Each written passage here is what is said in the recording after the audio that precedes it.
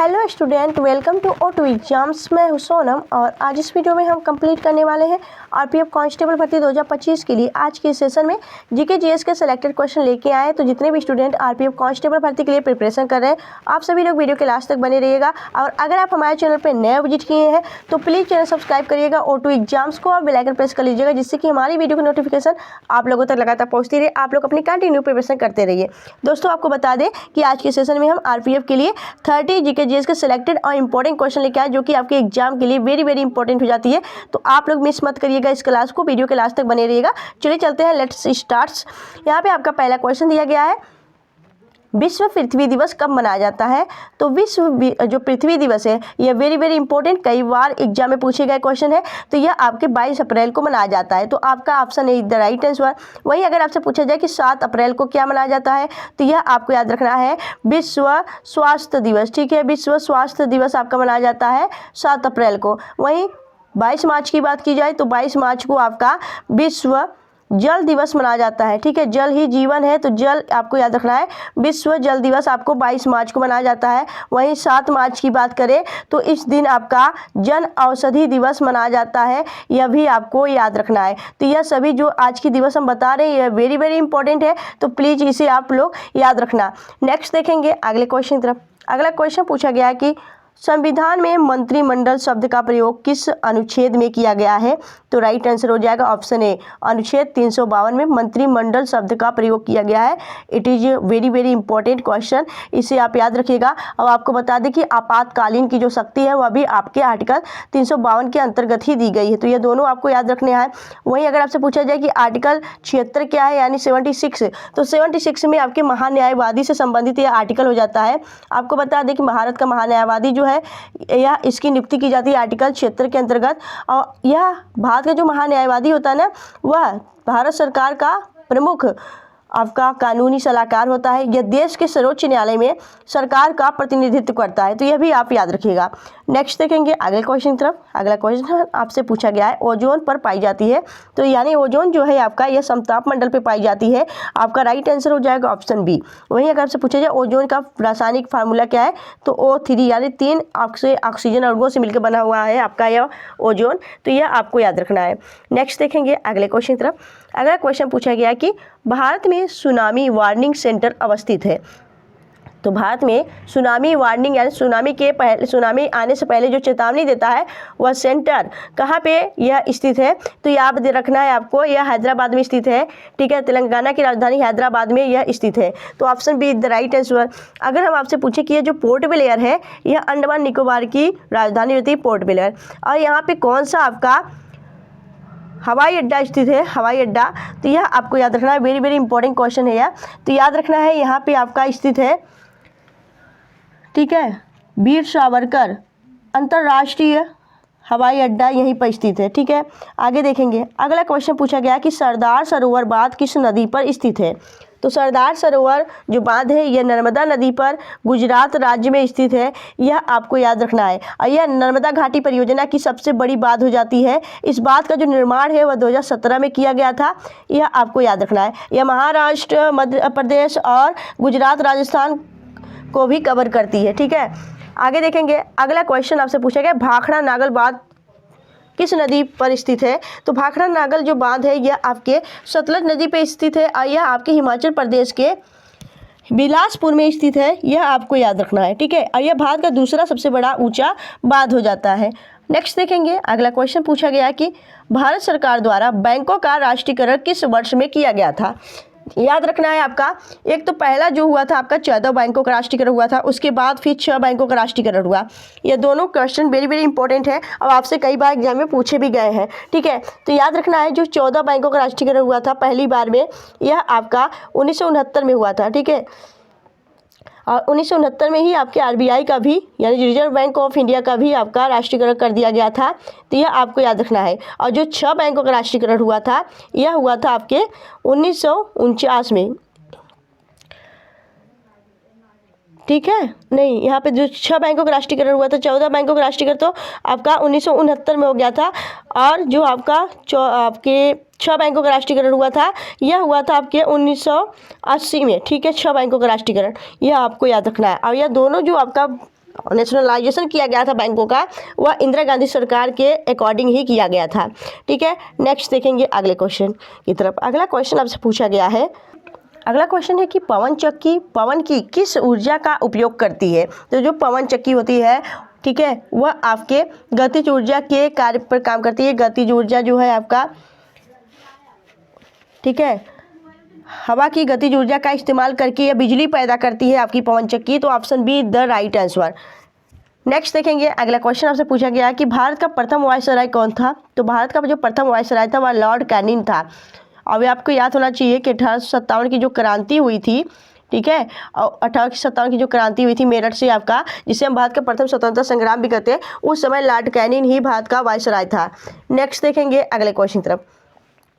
अगला क्वेश्चन आपसे पूछा गया है कि विरजा मंदिर, राज रानी मंदिर और समलेश्वरी मंदिर सभी डैश में स्थित है। तो यह सभी मंदिर कहाँ पे स्थित है यह आपने बताना है। तो ये सभी मंदिरों का जो यह सम्मेलन है यह आपको देखने को मिलेगा उड़ीसा के अंदर। Orissa is the right answer. Orissa की बात की जाए, उड़ीसा की राजधानी भुवनेश्वर हो जाती है।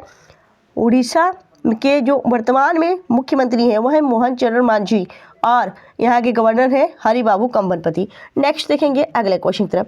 अगला क्वेश्चन पूछा गया कि दक्षिण भारत की सबसे प्राचीन भाषा कौन सी है। वेरी वेरी इंपॉर्टेंट क्वेश्चन है। तो दक्षिण भारत की जो सबसे प्राचीन भाषा हो जाती है वह हो जाती है तमिल। यह कई साल पुरानी भाषा हो जाती है, तो इसलिए इसे आपका Tamil is the right answer. वहीं अगर आपसे पूछा जाए कि दक्षिण भारत का मैनचेस्टर किसे कहा जाता है, तो इसे आपको याद रखना है, तमिलनाडु में स्थित जो कोयम्बटूर है यह आपका दक्षिण भारत का मैनचेस्टर कहा जाता है, क्योंकि यहाँ पे कपड़ों का जो कार्य होता है सबसे ज़्यादा होता है। ठीक है, तो यह आपको याद रखना है कोयम्बटूर, जो कि एक प्रसिद्ध का फेमस शहर हो जाता है तमिलनाडु का। ठीक है, नेक्स्ट देखेंगे अगला क्वेश्चन पूछा गया कि भारत में सार्वजनिक लोक लेखा समिति का गठन कब हुआ। तो याद रखना जो लोक लेखा समिति का गठन हुआ था भारत में, वह हुआ था आपके यहाँ पे याद रखना 1921 में। Option C is the right answer. लोक लेखा समिति यानी PAC। PAC का मतलब होता है पब्लिक अकाउंटेंट कमेटी। ठीक है, और इसके अध्यक्ष कौन थे, इसके अध्यक्ष वर्तमान में है KC वेणुगोपाल। ठीक है, नेक्स्ट देखेंगे अगला क्वेश्चन पूछा गया कि भारत के राष्ट्रपति के पद का कार्यकाल कितना होता है। तो भारत के राष्ट्रपति का जो कार्यकाल होता है उनके आपके पद का वह होता है 5 वर्ष। Option C is the right answer. Next देखेंगे आपको याद रखना है कि जो राष्ट्रपति का पद है वो आर्टिकल के किस संविधान के आर्टिकल के 52 में आता है कि भारत में एक राष्ट्रपति होगा। ठीक है, यह आपका आर्टिकल 52 में उल्लेखित किया गया है। नेक्स्ट देखेंगे अगला क्वेश्चन आपसे पूछा गया है दिसंबर 1953 में राज्य का पुनर्गठन आयोग का गठन किसने किया था। तो दिसंबर में 1953 में राज्य पुनर्गठन आयोग के जो गठन किए थे वह किए थे पंडित जवाहरलाल नेहरू। तो PT Nehru is the right answer. लेकिन यह बोला गया था कि 1953 में कि राज्यों का जो पुनर्गठन है वह उनके भाषाओं के आधार पर किया जाएगा। तो इसके अकॉर्डिंग आपके 14 राज्य और 6 केंद्र शासित बनाए गए थे। ठीक है, और जिसके यह राज्य पुनर्गठन आयोग के जो अध्यक्ष थे वह थे आपके फजल अली। ठीक है, यह भी आप याद रखिएगा, पूछा जाता है आपसे एग्जाम में कि राज्य पुनर्गठन आयोग के अध्यक्ष कौन थे। तो फजल अली आपको नाम याद रखना है। ठीक है, आगे देखेंगे अगला क्वेश्चन आपसे पूछा गया है गुप्त काल के दौरान निम्नलिखित में से कौन सा पूर्वी तट का एक महत्वपूर्ण बंदरगाह है। तो याद रखना है ताम्रलिपि। ताम्रलिपि यह गुप्त काल के दौरान एक प्रमुख बंदरगाह था और यह आपके जो बौद्ध प्रचारक के रूप में भी एक महत्वपूर्ण बंदरगाह के रूप में काम किया था। नेक्स्ट देखेंगे अगला क्वेश्चन पूछा गया है राष्ट्रपति पर महाभियोग निम्नलिखित में से किसके द्वारा लगाया जाता है।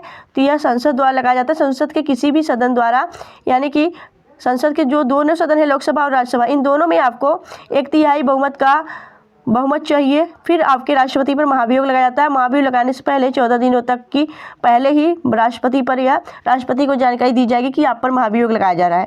ठीक है, अभी तक भारत सरकार में इतने भी राष्ट्रपति हुए, अभी किसी पर भी ये महाभियोग की प्रक्रिया नहीं लगाई गई है।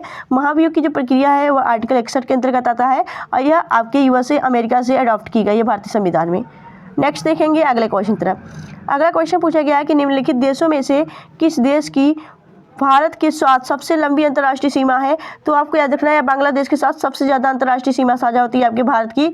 कुल आपके 4096.6 किलोमीटर आपकी सीमा साझा होती है आपके बांग्लादेश के साथ। और अगर आपसे पूछा जाए कि भूटान के साथ कितनी सीमा साझा होती है, तो भूटान के साथ 699 किलोमीटर सीमा साझा होती है भारत की। चीन के साथ पूछा जाए तो चीन के साथ कुल आपका 3400 यहाँ पे 88 किलोमीटर सीमा साझा होती है चाइना के साथ भारत की, ठीक है। और पाकिस्तान के साथ बोला जाए तो पाकिस्तान का भी याद रखिएगा 2323, ठीक है, 3323 आपको याद रखना है।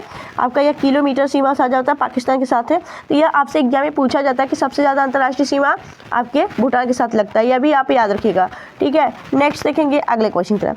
अगला क्वेश्चन आपसे पूछा गया कि ब्रह्मगिरी पहाड़ी कहाँ स्थित है, तो यह महाराष्ट्र में स्थित है। महाराष्ट्र के में स्थित यह ब्रह्मगिरी जो पहाड़ी है यह पश्चिमी घाट का एक हिस्सा हो जाती है। और इसी ब्रह्मगिरी पहाड़ी से आपकी कावेरी नदी निकलती है, जो कि आपके तमिलनाडु कर्नाटक होकर बहती है, केरल में भी, यह आपको याद रखना है। और यह जो ब्रह्मगिरी पहाड़ी है ना, यह महाराष्ट्र और कर्नाटक के बीच स्थित है, यह भी आपको याद रखना है।